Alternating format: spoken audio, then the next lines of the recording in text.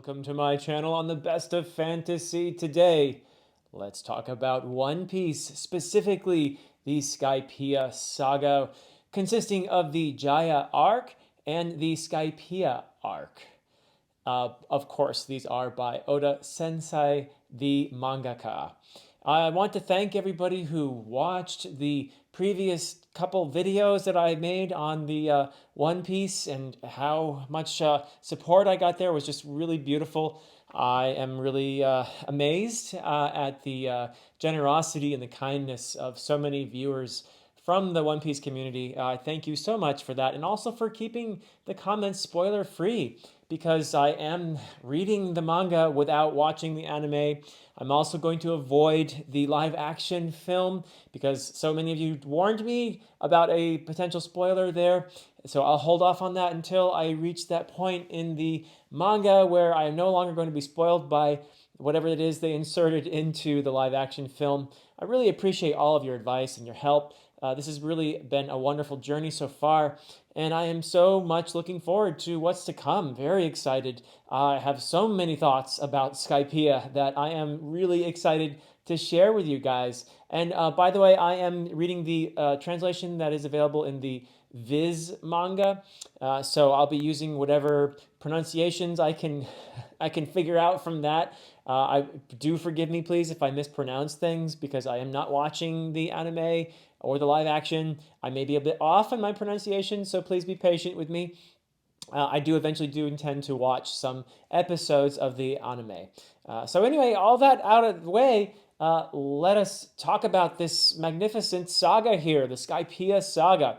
It begins with a Nico Robin flashback as she has determined to join the Straw Hats, and it conveys beautifully a sense of her dream. And this is a major theme. Major theme. Maybe it is the major theme of One Piece, certainly a big one.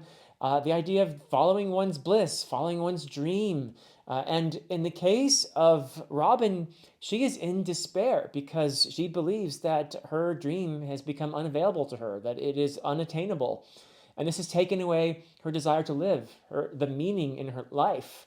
And that is just such a powerful message. But I love how Luffy, in that moment of her despair, does not listen to her and insists and rescues her and brings her out of that despair and saves her life in the most beautiful way, and gives her smiles. That is just such a beautiful thing. I love how Robin smiles at Luffy and the others, and finds a home for herself.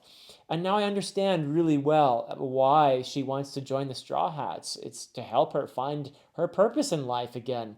And so I find that just so beautiful. I love that. And that immediately won me over to her character.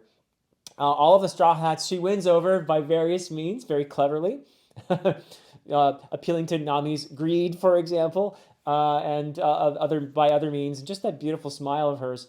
But also, I think there's a sense that they have restored some purpose for her. There is a wonderful little caption in one of the later chapters, the little intros that you get, sometimes the beautiful illustrations that start a chapter.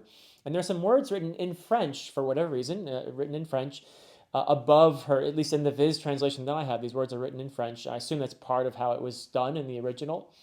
But the words say, Il y a encore plein de choses que je veux, which means in English, there are still a lot of things that I want. So she still has that desire to live. She still has that dream. She still has that purpose.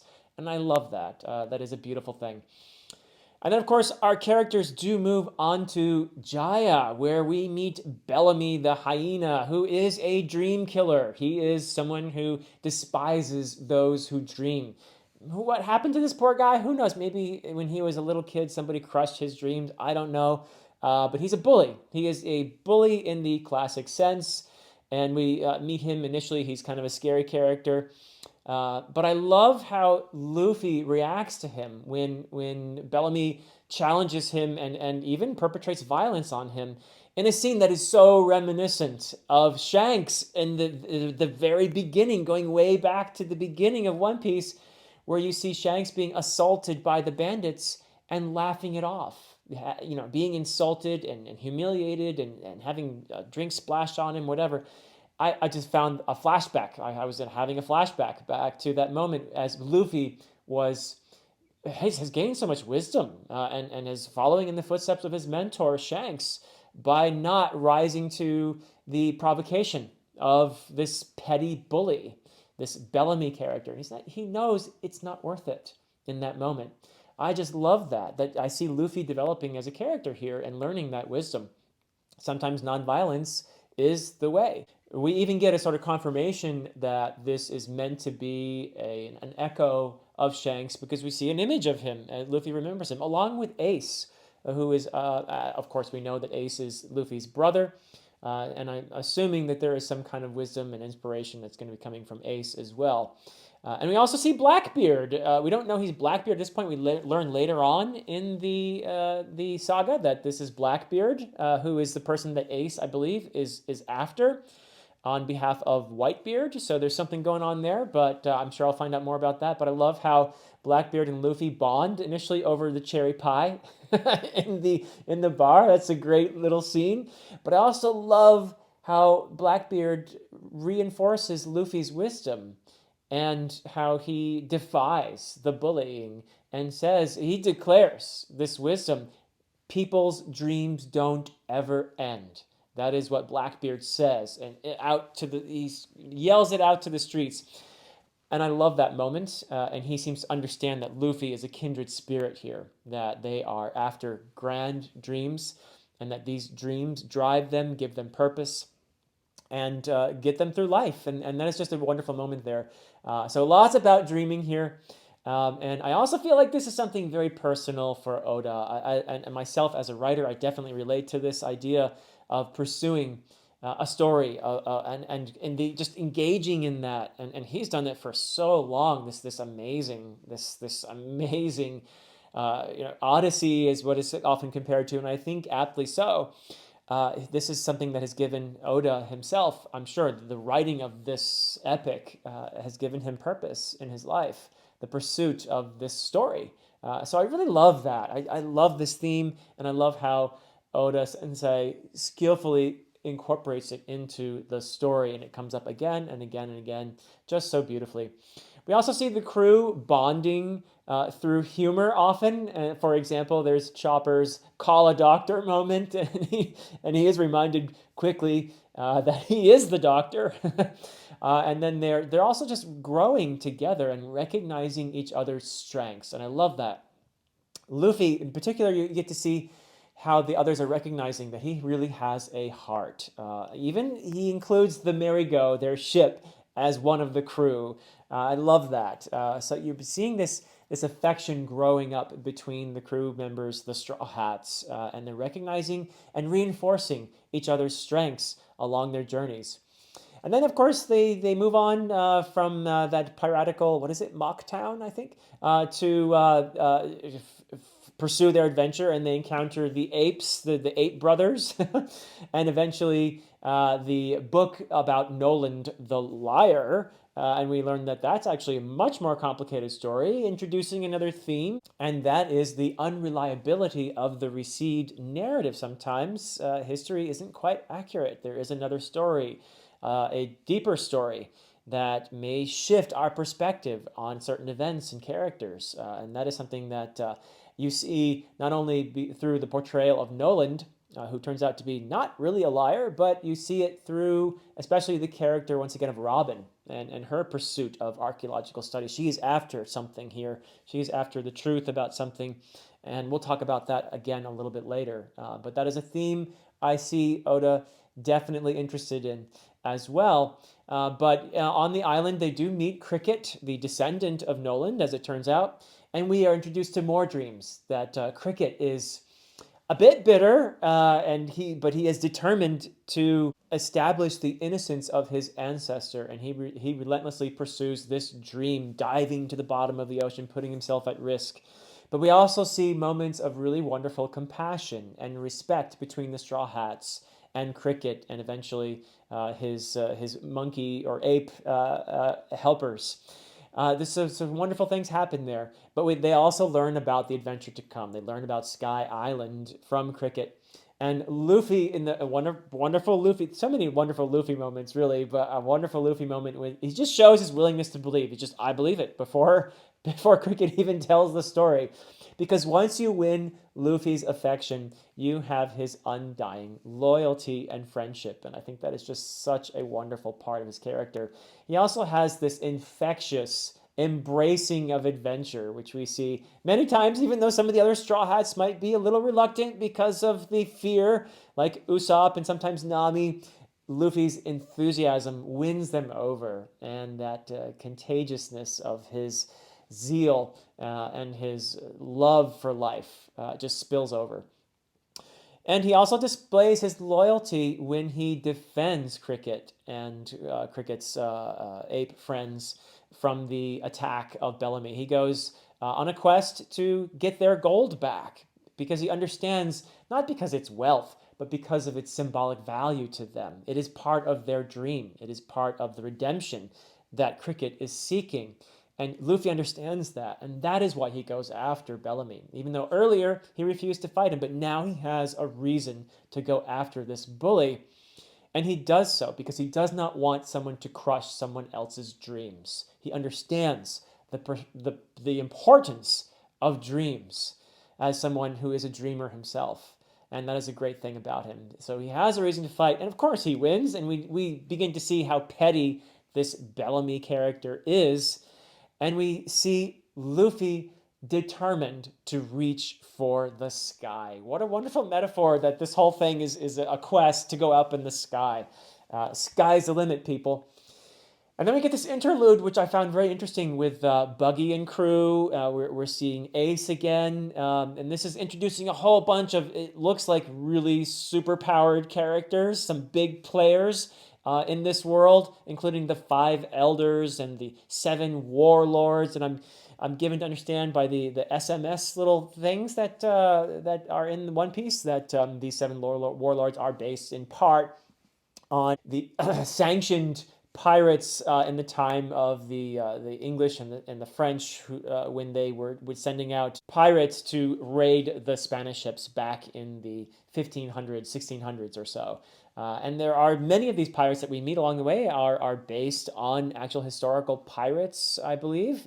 Some of the names might ring a bell. I'm not going to get too far into that. I want to avoid actually looking up stuff because I'm trying to avoid spoilers, but it's, I think sometimes Oda does mention this in the SMS things, that so and so is based on so and so and so on, which is really cool. We also see the Navy's Supreme Commander, and again we get to see Mihawk, cool character. I really do want to see more of him, and of course Whitebeard, and yay, we get to see Shanks, one of my favorites from early on. And I am really hoping I get to see more of Shanks and a moment perhaps when Luffy and Shanks will be reunited. That would be awesome. And of course, there's Blackbeard. He's part of this game as well. And so there's all these people in this mix, and we get a sense that something big is going on, that Luffy is becoming more, and the Straw Hats, the rest of them as well, are becoming more and more part of this. Now, after Cricket has his followers, the Ape Bros, outfit the Merry-Go for the journey to Skypiea, we can see another person helping another person along with their dream. And Cricket gets it. He understands what Luffy is all about and the rest of the Straw Hats, and I love that. And it is quite a journey up there to the sky, and Luffy loving every moment of it. Others are terrified, appropriately so, but they begin to embrace it too. We see Nami, for example, stepping up to her role as the navigator in the midst of the chaos, and we see what importance there is, again, to a dream here. So everybody steps up to give it their all, and they can achieve what might have seemed impossible. They actually fly. And I mean, there's nothing better than flying dreams, right? And they also leave behind Blackbeard, who understands what a strong will is, and he gets it. He understands Luffy very well, even though he sees him as something of an antagonist, I suppose, a competitor, perhaps, in a way, but also a kindred spirit. And then we get to Skypiea, and it is vast, and there are huge creatures. It is otherworldly. There are, for example, gas-filled octopi or octopuses or whatever you like, which they kind of go full circle there. We see what those gas-filled octopi can do at the end. I thought that was kind of a cool thing that you only realize in retrospect. But the explorers are attacked by what turns out to be a Shandian, mysterious character at first, but turns out to be a Shandian. We're going to have to talk about them in a bit because very important part of this whole narrative that introduces a lot of themes, including othering and the unfamiliar, how the unfamiliar is the enemy, right? Anybody outside of our in-group is the foe. But we'll get back to those themes. Really important stuff, I think, that Oda is exploring here. But they are rescued by the Sky Knight, who turns out to be Ganfor. And this is a character I really enjoyed. I love his archaicness and how he's dressed in armor when people are going around with, bazookas and stuff. But just a wonderful character. And though he is archaic in many ways, he also possesses a certain wisdom. And we see more and more of that as the narrative unfolds, and we see his past attempts to bring about peace and reconciliation, which don't exactly come to fruition in earlier times. But nevertheless, that's an important concept that we'll get back to as well. But when our Straw Hats do arrive at Heaven's Gate, they are essentially treated as immigrants, outsiders, and even referred to as illegal entrants, which definitely conjures up the notion of illegal immigrants and that sort of thing. So I really see Oda quite clearly dealing with some, I think, very contemporary, very important issues here. But our Straw Hats are fined, and they are deceived, and they are exploited and met with hostility, much in the same manner that many immigrants are in many places, people who are just trying to find a better life. Though there are some friendly people who do receive them, such as Caunus and her father, but you really do see these illegal entrants treated unfairly.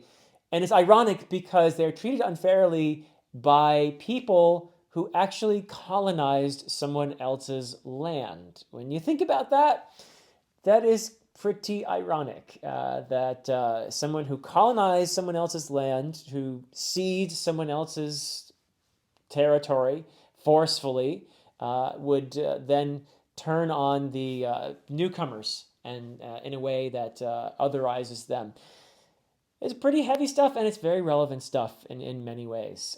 So I love what Oda is doing there, exploring things that need to be explored.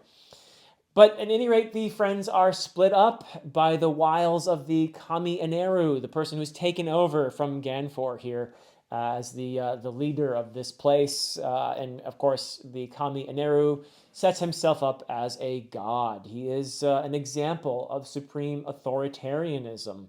Also, pretty timely theme, in my opinion.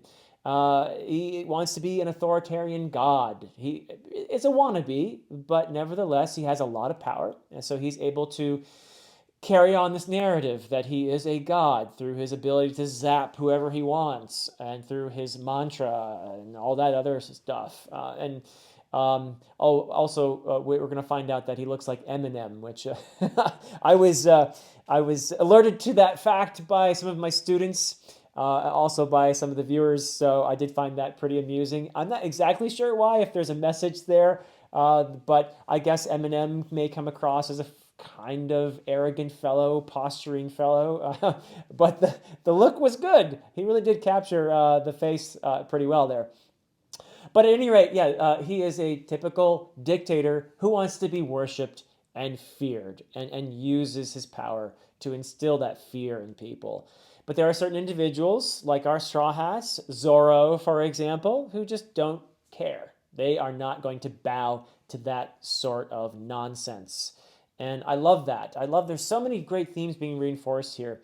But I do see Oda also looking closely at some religious themes. And these are reinforced with the names of the vassals of Eneru, Satori and Shura and Gedatsu and Om and also even Yama. These are religious concepts that he's taking these names from. So there's an aura of religiosity about the regime of this Kami Eneru. He is surrounding himself in the trappings of religion here in a way that is setting himself up as a god. But our Straw Hats, they don't care. They see through that nonsense in their usual way. But they do have to battle these pretty formidable vassals, and there's moments where they surprise their foes, and they come through. Of course, they make sacrifices along the way to help their friends. The great theme that we always see here in One Piece. Friendship and sacrifice. I love the moment when, for example, Chopper dives into the a place that is very dangerous for himself in order to help save the Sky Knight, Ganfor. And I also love the look behind the scenes, the flashbacks that give us a lot of information here, such as Ganfor as the prior Kami trying to bring about peace and reconciliation. We learn a lot about the natives, the Shandians, through this, at least the natives to what was Jaya, and it went up into the sky. But we learn a lot about their past in these flashbacks as well. And they're very much, very obviously, a kind of analog for Native Americans. That's pretty evident in the way in their dwellings that resemble teepees and the way some of them look. So yeah, that is a really cool thing I think that Oda is exploring there. And these individuals are fighting to take back their land and their identity, importantly, because the two things are very much wrapped up with one another. And they are led by the somewhat hot-headed Wiper, really fascinating character. And I love how distrustful he is of the newcomers, of the Straw Hats. And what emerges gradually is a respect that even evolves into friendship there. So really cool stuff, and that is also mirrored by the past history, which we'll get to. So Oda's got layers and layers and layers here, and it's really cool how he does that and reinforces the themes that way. Really great stuff. And of course, we discover the connection to Jaya, literal connection in the past, how this piece of Jaya was thrown up into the sky, and the importance of what they call Vars there, pieces of the world below, the blue sea world. And there's also introduced this notion of the quest for El Dorado, which is very symbolic. Yes, it's about gold and all of that, but it's about the quest as well. And we'll talk about El Dorado a little bit later too. But lots of really cool questions here that have to do with this colonization theme.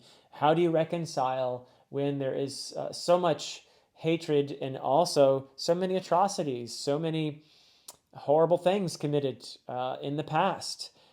Can coexistence actually happen after these kinds of things happen? And what is the value of trying to bring about this kind of coexistence? These are questions that are really relevant to our world today, right now. We finally do meet the Kami Enel, and as I said, he looks a whole lot like Eminem, the dictator, the wannabe god, who literally turns people into sheep, and that's what dictators like. They like people to be sheep. And we see that very much symbolized in some of his soldiers who actually are sheep and go, bah. But that just shows us how much he loves his power. And of course, we have plenty more fighting going on with various factions and chaos and fun and laughs and battles and Luffy showing some moment of real wisdom again. I love his development in this saga. A moment of wisdom and humility, even with Wiper, when he encounters Wiper and realizes this is Wiper's land. This is the land of his people. And he shows respect for that. I really love that. You also have Robin uncovering the mystery of the past. This is where I love her character as someone myself who I love the past. I love the notion of getting glimpses of past lives as we investigate, as we uncover things. We try to determine what lives were like, and we can even identify with the people who lived back then. You see Robin's archaeological expertise and interest here, and I absolutely love that about her. Her passion for the past, her respect for the relics of the past as clues to where we come from and who we are. I really love this part. And this is very much tied to her dream somehow or other. There's so much I have to learn about her character. But this whole business about the poneglyph, I'm very curious about this. And I'm really interested to see where her character goes. But just suffice to say that I love her passion for understanding the past as a way to understand what we are now in the present and where we're going. We also have some great moments, in this all this fighting and chaos. The scene where Chopper beats Gedatsu and declares himself a pirate. I love that moment. You also have this pair of farting brothers who, I mean, there's just some really crazy stuff in here. It's just a lot of fun. There's a giant dog. There's a giant serpent. Why not? And the serpent, as it turns out, goes way back into the past too. Really lovely little connection there, where you get an actual direct connection between the past narrative, which is flashback, and the present in the form of this serpent. Really nice touch there by Oda Sensei. Just all kinds of stuff going on. And of course, you have this giant beanstalk they call the Jack, which is obviously alluding to Jack and the Beanstalk, but I almost feel like Oda's given us a little bit of a false trail here, maybe, because you do have the giants in the near the beginning of this whole adventure that show up as shadows in the clouds, and it turns out to be just that, vast shadows cast from on high. So there are no actual giants here in this particular saga. But I love how he teases us with those allusions to all these different stories. But all the while, Eneru's plan of destruction unfolds while various individuals fall out of his game, his silly little prophecy, which turns out to be more BS from him, actually. But he tries to make things fit his prophecy because that's the kind of person he is. He has to be right and perfect and all of that. And he thinks to escape on his Ark Maxim. And with the idea of an Ark here, Noah's Ark and the Ark of the Covenant, etc., you have some more religious resonance here, which, again, Oda is weaving this stuff in left and right in such a cool and chaotic way. I'm really enjoying it. But this dude, Enel, he strikes out of the sky like a god, and he can hear his people and his enemies and anticipate them through his mantra. And again, mantra has a lot of religious resonance as well. But the various factions that are against each other at different times basically find common cause in opposing him and opposing his tyranny. And that's a really cool moment when they finally realize, you're kind of waiting for that moment to happen. You know it's going to happen, but you're cheering when it finally does. They find themselves together and they oppose his tyranny and his claim to divinity, which is a statement, I think, in many ways that Oda is making against fear-based religion. And he also, importantly, around this moment in the saga, invokes the Divine Comedy, Dante's vision, his medieval vision of the soul's journey to the afterlife, where God's justice comes in the form of reward and punishment. So I think that Oda is really kind of, indirectly critiquing fear-based religion here, where you have a god who insists on obedience and that kind of thing. But he doesn't just discard faith altogether. He, I think, has a positive vision to share as well, and I want to get to that in a moment. But we get more battle first. So there's defiance from our heroes, from the Straw Hats and their allies. They refuse to give up. They honor the memory of the past, their ancestry. There is that important, really important flashback which we get through the character of Wiper. We see the warrior Kalgara, one of his ancestors, and we see his friendship with Noland. And this is so important because it does some foreshadowing. It reinforces some great themes. There's more about the gods and fear and friendship and sacrifice, and also the potential for humanity to see past differences and to learn. It's the same themes as the main narrative, and it's beautifully done and woven in. It reinforces those themes so that when Eneru asks, why bother? Why suffer? Why go through? Why persist? Just give up, right? We see through that past narrative and through the present battle that friends cling to life together. They help each other. They pursue their dreams together with courage in the face of certain doom. They defy the tyrant, and they carve out meaning in the process by helping others. And we see it even in the little characters. You don't have to be superpowered to do this. You see it in characters like Canis as well, who determines to help save her people in defiance of Enel. And it is, of course, the battle between Luffy and Enel that we are all here for. Luffy, with his combination of grit and determination and his goofiness, all of it is just so wonderful. I love watching Luffy in action, but also through the help of his friends. And in helping each other, the friends show us the purpose of life, which is fighting and making meaning together, overcoming fear, sacrificing for each other, with some laughs along the way too. And I just love how Oda gets that across so beautifully. And it all gets wrapped up in the symbolism of the bell. The bell. What a really resonant symbol we have here. It is the promise that we will all be with each other again. It is the summoning of meaning. It is the defiance against the void.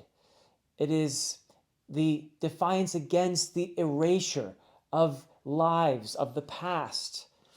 It is a reminder of life, a reminder of friendship, a reminder of striving, of meaning.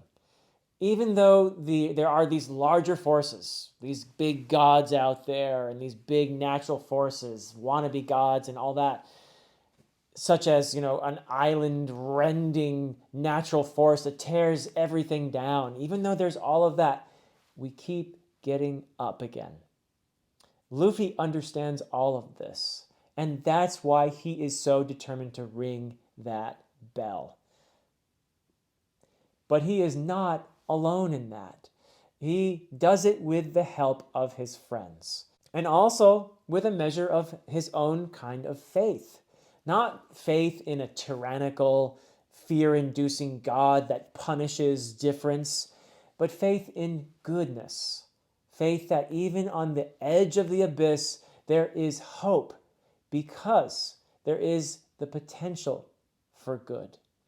So, like Luffy, we keep on reaching, sometimes with the same kind of goofiness, sometimes with irreverence, sometimes with awe, but always with the help of our friends. And sometimes also with the help of our foes who become our friends. And we might just find El Dorado after all. But we'll certainly have an adventure. Whether we find it or not, we'll certainly have an adventure trying. And in the process, we'll leave our mark on the world so that others will know we're right here. Of course, while Enel goes to the moon after it all, alone, appropriately, and friendless, everyone else celebrates victory and life and each other's company. And we end things the way Oda likes to, with a party, with reconciliation and the promise of a better future, but also more mystery to pursue and adventure to come. Even Goldie Roger makes a brief appearance, reinforcing that mystery, that sense of pursuit, that unknown out there, before the Straw Hat crew departs amidst the ringing of the bell. That is it for me for now. Until next time.